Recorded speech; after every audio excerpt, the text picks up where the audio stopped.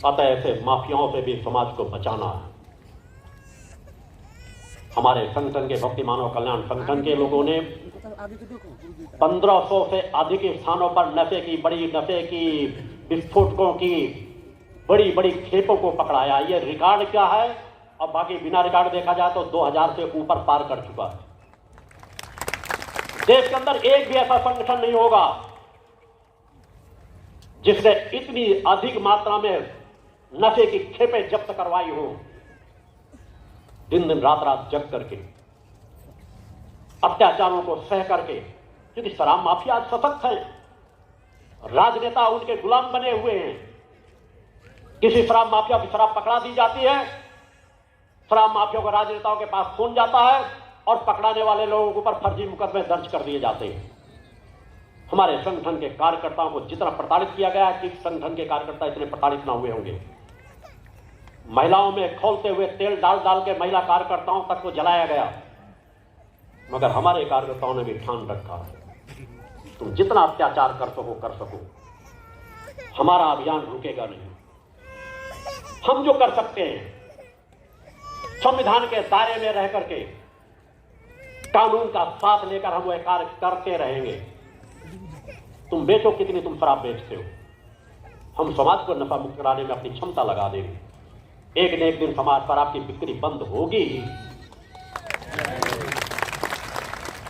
और जिस दिन भक्ति मानव कल्याण संगठन का रुख शराब माफियाओं की दुकानें बंद कराने की ओर बढ़ गया तो देश के अंदर एक भी दुकान नहीं चल पाएगी। गुरुदेव भगवान की जय। हम उन्हें सजग भी करना चाहते हैं, क्योंकि हम बर्दाश्त नहीं करेंगे कि शराब माफिया हमारे ऊपर राज्य करे।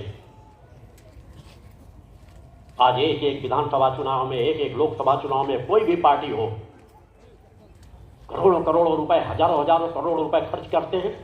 कहां से आता है पैसा? भ्रष्टाचार से ही तो आता है।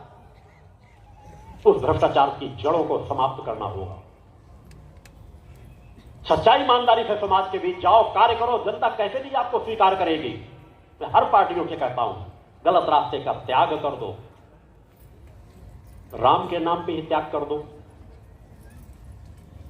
दूसरी पार्टियां न करें तो बीजेपी वालों से ही कहता हूं कि प्रभु श्री राम के नाम पर ही एक तो अच्छा कार्य कर दो। ये राम होते तो क्या चाहते कि तुम शराब की दुकानें खोलो जगह जगह पर?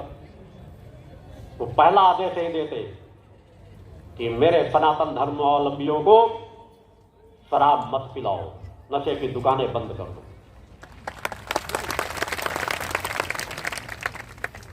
सभी बीजेपी कार्यकर्ताओं से अपेक्षा रखता हूं, नेताओं से अपेक्षा रहता हूं कि अपने अपने प्रदेश सरकारों में आवाज उठाएं, मांग करें कि राम के नाम पर ही सही एक बार निर्णय तो ले लो। सब कुछ हो सकता है। जितना टैक्स उधर से कम होगा, उससे कई गुना ज्यादा समाज दूसरे तरीके से आपको सामर्थ्य प्रदान कर देगा। उस दिशा में कार्य करने की जरूरत है। अतः हमारा नशा मुक्त समाज का निर्माण करना सबसे प्रमुख लक्ष्य है, क्योंकि इसी से बहन बेटियों के सम्मान की रक्षा होगी। जगह जगह बलात्कार हो रहे हैं, प्रताड़ित की जा रही है, घर घर में महिलाएं प्रताड़ित की जा रही है। एक तरफ सरकारें नशे की दुकानें खोलती है और फिर दूसरी तरफ नशा मुक्त अभियान भी चलाती है, नशा मुक्त दिवस भी मनाती है।